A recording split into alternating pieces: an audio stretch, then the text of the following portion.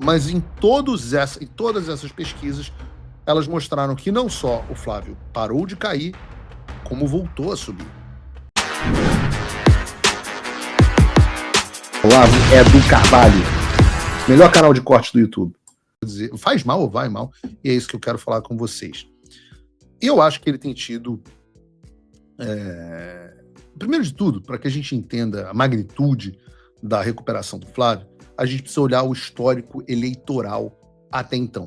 Eu já fiz aqui, em outra oportunidade, uma comparação dos números do Flávio hoje com os números do Jair Bolsonaro em 2022. Mas agora eu quero expandir ainda mais essa questão, porque assim, olhando os números dos outros meses, você vai entender, como aliás reportou a BBC, que essa pode ser a eleição mais difícil para o Lula desde 2022. Desde 2002, perdão. A eleição mais difícil para o Lula desde 2002. Vamos lá para os números do agregador de pesquisas da BBC, que mostram isso, a começar por 2002. Em 2002, o Lula enfrentava o José Serra, do PSDB. Eu me lembro dessa época, porque em 2002 eu estava na faculdade de comunicação, eu estava estudando jornalismo. E eu, naquela época, tinha me filiado à juventude do PSDB, de tão anti-PT que eu era. E eu me lembro que o adesivo do José Serra era assim, era o azul da bandeira do Brasil, né? Do Ordem e Progresso, e o adesivo do Serra era um troço desse, e eu colei esse adesivo na minha mochila da faculdade.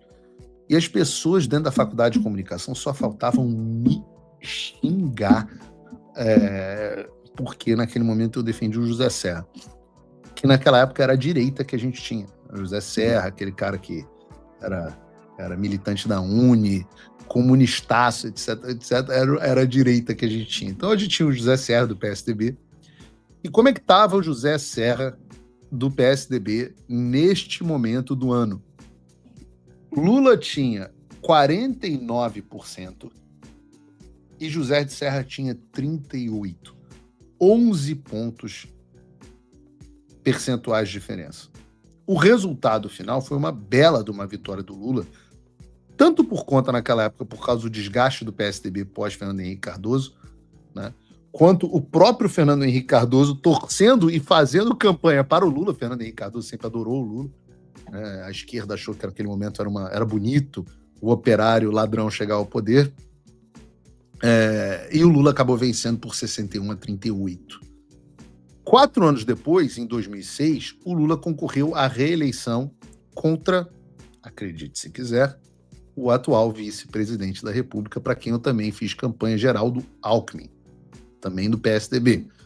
O interessante é que nessa época do ano os números eram muito parecidos com 2002. O Lula tinha 50% nas pesquisas e o Alckmin 38%, ou seja, 12 pontos percentuais de diferença. No final do ano, Lula foi reeleito por 61-39 do Alckmin. E aqui a coisa começa a ficar interessante, porque se passam 16 anos, né, o Bolsonaro está na presidência e o Lula vem tentar um terceiro mandato. Incrivelmente, nesta mesma época do ano, em 2022, os números eram quase idênticos ao de 2002 e 2006. O Lula tinha 49% dos votos e o Bolsonaro 38%. 11 pontos percentuais de diferença. A mesma distância registrada em 2002 e praticamente a mesma registrada em 2006. Claro, coincidências, né? Mas aqui o Brasil era completamente diferente. E se os números indicavam que o Bolsonaro ia perder de forma acachapante, como aconteceu com Serra e com Alckmin, a realidade mostrou outra coisa. Mesmo com 11 pontos a menos no agregador de pesquisa da BBC aquele período do ano, no final das contas, o Bolsonaro perdeu a eleição por 1,8%, uma diferença mínima. Bom, aí eu falo para vocês, e agora, em 2026? Qual é a situação do Flávio em agosto? A situação do Flávio é, nesse momento, bem melhor do que era a do Serra, do Alckmin, e muito melhor mesmo do que a do próprio Jair Bolsonaro. Enquanto a situação do Lula é muito pior do que jamais foi. Se antes eles tinham 11%, 12%, o Lula tinha 11, 12 pontos percentuais de vantagem, agora contra o Flávio, essa distância no agregador, a gente vai falar de outras pesquisas aqui, no agregador de pesquisa da BBC é de 5 pontos. Se nós repetimos o cenário de 2022, isso não seria o suficiente para o Lula se reeleger.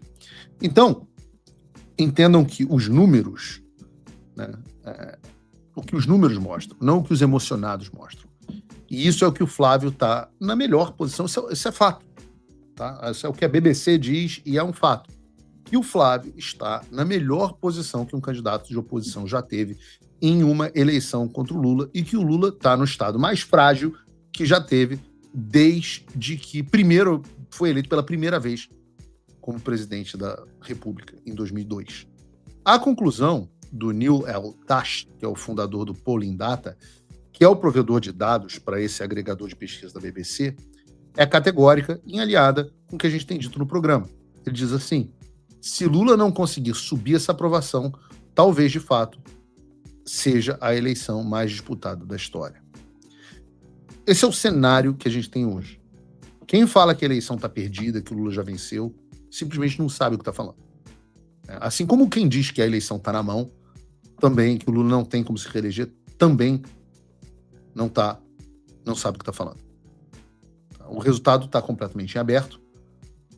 Eu sempre tenho dito isso para vocês. O resultado desta eleição será 2 pontos para cima ou de 2 pontos para baixo, assumindo que vá se criar mecanismos de observação do processo eleitoral. Coisas que eu não posso falar com vocês, mas acreditem, estão em curso. E no momento, essa oscilação que a gente está assistindo tem favorecido o Flávio. O Flávio está num bom momento. O Lula está em queda. Na semana passada a gente trouxe aqui, por exemplo, o Poder Data, que mostrou que o Flávio tinha parado de sangrar e tinha se estabilizado com uma diferença de 3 pontos em relação ao Lula. Nessa semana nós tivemos a BTG Nexus, a Quest e a Meio Ideia. BTG Nexus, importante, BTG, Instituto do André Esteves. Quest, Instituto da Globo. Meio Ideia, Instituto do Pedro Doria. Então, levem sempre com um grão de sal. Mas em todas essas pesquisas, elas mostraram que não só o Flávio parou de cair, como voltou a subir. Eu sempre falo, vocês têm que saber quem é quem, né? O BTG, Banco do André Esteves. Então saibam quem é quem. Mas, ainda assim, com essas considerações feitas, eu quero que vocês abram a pesquisa. Aliás, eu esqueci de falar, né? Genial é aquela genial metida em várias confusões. A Genial banca as pesquisas da Quest utilizadas pela Globo. Falando sobre a pesquisa da Quest, nós temos o Flávio Bolsonaro subindo 2 pontos em relação ao último levantamento. Tem na tela, por favor, Gabriel? Ótimo, muito bom. Então, a gente tem o Flávio Bolsonaro subindo 2 pontos em relação ao último levantamento, enquanto o Lula caiu 1 ponto percentual. Então, a diferença que no mês passado era de 8 pontos, agora caiu para 5.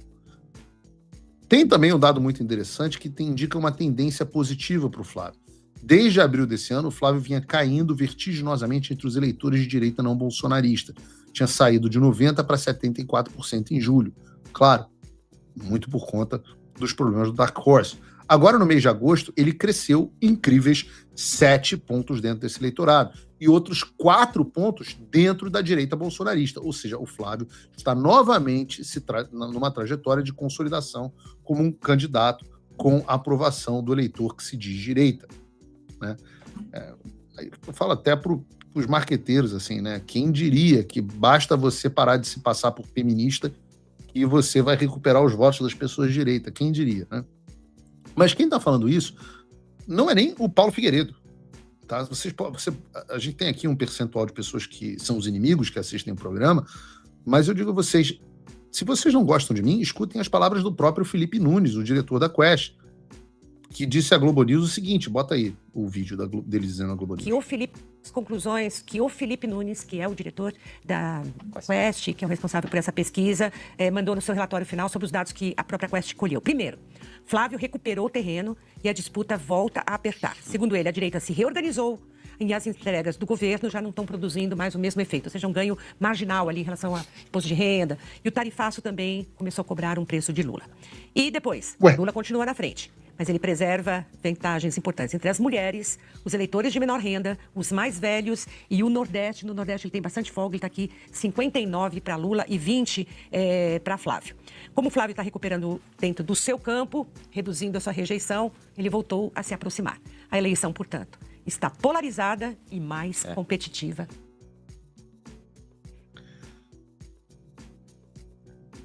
O que está dizendo é a Quest, não é o Paulo Figueiredo, né? Reparem que não fui eu que disse que são as mulheres que estão votando no Lula, não. Quem disse também foi o cara da Quest.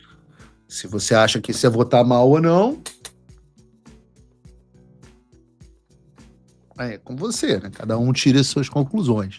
Eu que não vou dizer que mulher vota mal, mas segundo o cara da Quest, as mulheres estão votando muito no Lula.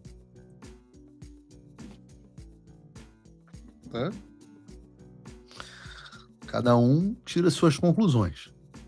No Meio Ideia, mudando de instituto, nós vemos um outro fenômeno similar. Aliás, antes do Meio Ideia. Pode deixar uma ideia, não precisa tirar não, mas antes do Meio Ideia, reparem como também avisamos que as tarifas... Eu mandei até no grupo, não sei se está na nossa pauta, sobre a pesquisa Meio Ideia, que as tarifas hoje, mais gente culpa o Lula pelas tarifas do que culpa o Flávio. O que é uma comunicação minimamente bem feita, né? O poder de uma comunicação minimamente bem feita usando a verdade. Falando Meia Ideia, a gente viu um fenômeno similar. Porque desde o início de maio desse ano, o Flávio vinha caindo lentamente, levantamento após levantamento, né? Só que nesse mês, tá aí na sua tela, só que nesse mês de agosto, pela primeira vez desde então, o Flávio voltou a subir. Saiu de 40% para 43%, enquanto o Lula tem 48,5%. O Trump voltou. Isso já deve ter tirado um peso das suas costas. Mas e o Brasil? O nosso país continua atolado e achar que só a vitória do Trump vai resolver tudo é ilusão. Nada vai mudar sozinho. E pode ter certeza de uma coisa, ficar xingando muito nas redes sociais não vai fazer diferença nenhuma. Você vai continuar esperando alguém fazer alguma coisa por você? Um político? Um salvador da pátria? Esquece. Se ninguém tomar uma atitude, nada acontece. Eu estou fazendo a minha parte. Eu parei a minha vida por isso. Mas, se você quer saber como pode ajudar sem precisar largar tudo, a resposta é simples. Apoiando quem está na linha de frente. Sem esse apoio, sem essa linha de suprimento, esse trabalho morre. Sem estrutura, ninguém avança. Então acessa www.paulofigueiredoshow.com/apoie e com $5 por mês você pode fazer parte disso. Se puder mais, eu recomendo, seja um patrono Gold e participe ativamente no grupo que me ajuda a pautar esse debate. O que vai definir o futuro é quem faz e não quem reclama. A escolha é sua.